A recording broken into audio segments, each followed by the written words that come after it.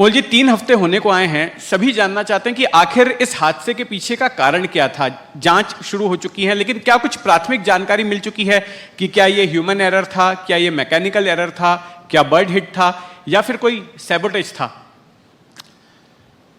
ये एक बहुत ही दुर्भाग्यपूर्ण घटना है और उसके बाद इमीडिएटली EIB के माध्यम से उसकी जांच शुरू हो गई। उसी एयरक्राफ्ट में ब्लैक बॉक्स मिला, वो ब्लैक बॉक्स भी अभी EI के कस्टडी में है, उसकी इंक्वायरी चल रही है। उसमें अभी जो डाटा है वो डाटा भी शायद अभी वो ट्रांसफ़र होगा, उस पर कुछ ना कुछ तो सामने आएगा।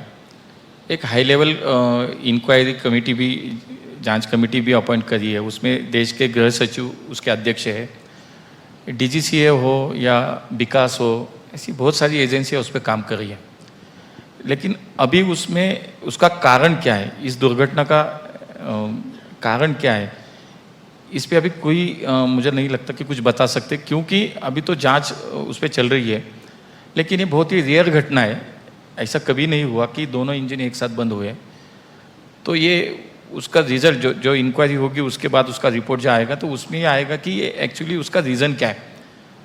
ये कुछ बर्ड हिट्स का इशू है क्या, इंजन में कुछ टेक्निकल प्रॉब्लम है क्या, फ्यूल सप्लाई कुछ बंद हुआ है क्या, दोनों इंजन एक साथ बंद क्यों हुए, तो ये ब्लैक बॉक्स के माध्यम से ही पता चलेगा।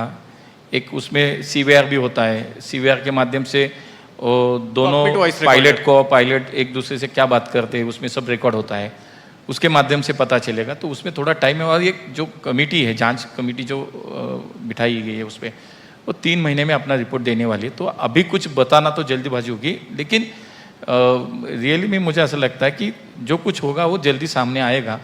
और उस पर पूरी भारत सरकार की मॉनिटरिंग चल रही है, उस पर काम चल रहा है, थोड़ा टाइम उस पर लगेगा। क्या सैबोटेज के एंगल से भी जांच हो रही है?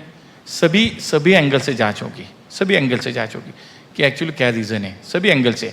मैंने विकास का नाम लिया, तो विकास के माध्यम से उस एयरपोर्ट पर, अहमदाबाद एयरपोर्ट पर पिछले 30 दिन से सब CCTV के रिकॉर्ड्स, वहाँ जो लोग आए थे उनके सब जो स्क्रीनिंग हुआ था उसके रिकॉर्ड्स, सबके पासपोर्ट्स, ये सभी एंगल से उसकी इंक्वायरी हो रही है अभी। आपने ब्लैक बॉक्स की बात की, बीच में खबर आ रही थी कि ब्लैक बॉक्स जो है अमेरिका भेजा जाएगा जांच के लिए, अब उसमें क्या तय हुआ है? बिल्कुल नहीं। कल आपने अगर देखा होगा तो हमारे मिनिस्ट्री ने ऑफिशियली उस पर प्रेस नोट भी इशू की है कि ये कहीं भी नहीं जाएगा।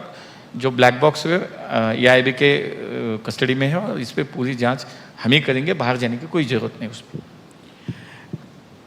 चलिए, जांच तो होगी। हाँ, और आप जैसा कि कह रहे हैं कि 3 महीने तक हमें पता चल सकेगा कि आखिर कारण क्या था इस हादसे का। लेकिन एक बात बताइए कि ये जो हादसा हुआ है उसने एक तरह से विमान यात्रियों के विश्वास पर घात किया है, ये कह सकते हैं कि एक डर बैठ गया है। हमने कई रिपोर्ट्स भी की, हमारे रिपोर्टरों ने, कि कई सारे जो ट्रैवल एजेंट्स हैं उनकी बुकिंग्स कैंसिल हो रही हैं, कई एयरलाइन एजेंसियों के पैसेंजर्स ने अपनी बुकिंग्स कैंसिल कर दी हैं और एक झटका लगा है पूरी एविएशन इंडस्ट्री को भारत में। तो विमान यात्रा के प्रति लोगों का विश्वास वापस से पैदा हो सके, इसके लिए आपका मंत्रालय क्या कर रहा है? ये सिचुएशन ऐसी क्रिएट होना तो स्वाभाविक है। जिस तरह से वो हादसा हुआ, सब लोग TV पर, चैनल पर हम देख रहे हैं, तो स्वाभाविक था थोड़ा। लेकिन उस पर मैंने बोला कि पहले 1 घंटे के अंदर वहाँ पे सब टीम पहुँची गई, सब पहुँची।